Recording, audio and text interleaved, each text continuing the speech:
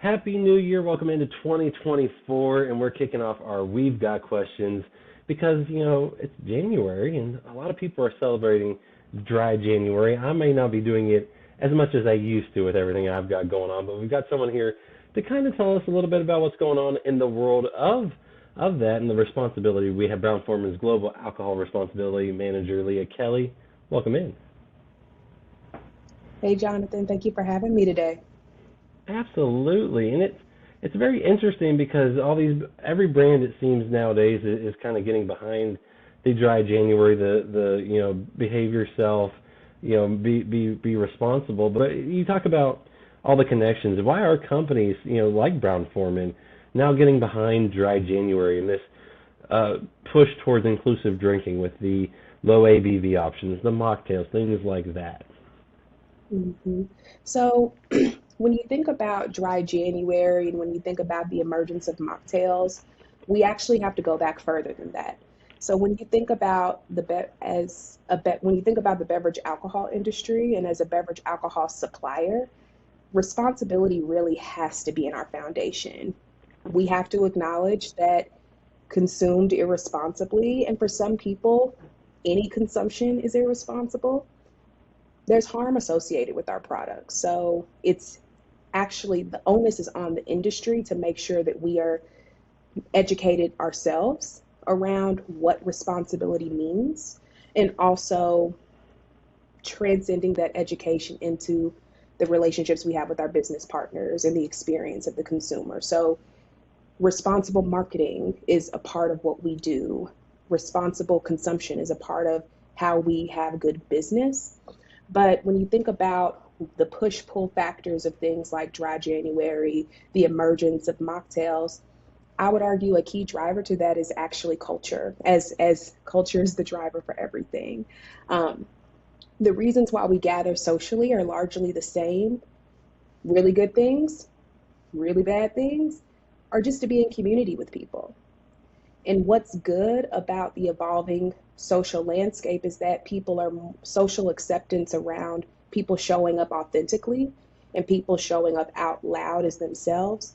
We're a lot more accepting of that. And part of that means I may be at a bar at a restaurant with my friends, and that evening I may not be choosing to consume. If I'm getting up at 5 a.m. to exercise, a couple of cocktails at 8 p.m. might be a challenge for me in the next day. Whether but that doesn't mean that me and my friends are not going to get together on a Wednesday night. That's just how the schedule works, right? So making sure that people feel included regardless of their choice not to drink. And increasingly, consumers have been loud about, hey, I want something that's not sugary, syrupy, or soda y just because I don't want a cocktail. So I think with that push pull of consumers wanting more, um, bartenders, servers, like the mocktail that was like a Shirley Temple, syrup, Sprite, and a cherry, those days are gone. When you think about mixologists, they're really making mocktails functional. So not only does that drink that you're having with your friends, it might not contain alcohol, but it actually might give you a boost on that morning run in the morning, that morning run versus having you groggy. So that I find incredibly cool and something that's really great for Brown Forman because we have just excellent premium spirits is that not only are we seeing people drink differently, we're seeing people drink less. And while they may be drinking less broadly, they're choosing a more premium option. So making sure that with that premium experience, you can have an alcohol-free option at the bar.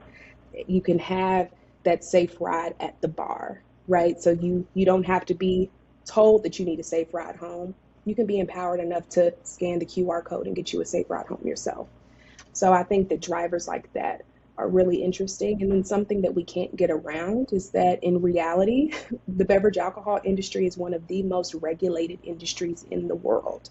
So in addition to just making sure that we're doing right by ourselves, our business partners, and our consumers, we also need to protect our right to operate. So it's a part of our broader responsibility mission, but I think just as culture evolves, so do we have to evolve as well.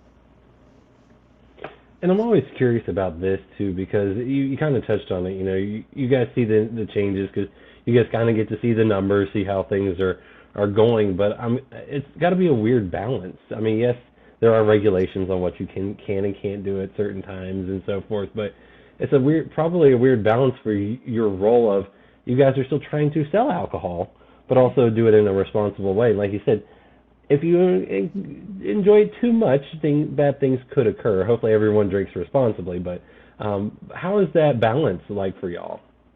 Mhm. That's an excellent question, and Jonathan, that's the foundation of most of the questions I get about my job, as you can imagine. That balance isn't it's not as challenging as you would think. When you think about Brown-Forman's history in particular, with our founding, Old Forester being in a sealed glass bottle was one of our first moves around responsibility to make sure that if you are physically consuming this product, you break that seal, you know the quality of it, right? So, and that was to protect people from counterfeit alcohol, which is still an issue in some parts of the world. That protects people. When you think about product quality, they know that it's not just a Old Forester copycat label. It's Old Forester in that bottle. So that's really where this work started. And in going back to culture, that need has evolved. So when you think about responsibility from a global perspective, depending on where you are in the world, the culture around drinking looks different. So when you think about how Brown-Forman engages around responsibility, it's through the lens of empowerment because our people have different experiences. You may take a safe ride home in Louisville, Kentucky, but if you are in Washington, D.C., you're more inclined to get on the metro. Or if you're in New York, you're more inclined to get on the subway, right? Or you may take a bus or a train home, or in different parts of the world, there's different stigmas and different cultural elements around alcohol. So, how do we empower our people? What do we know and understand about responsibility? Because, Jonathan, my team's a team of four people, including me. It can't be just us. It has to be our folks that are marketing our products, selling our products, working with our business partners.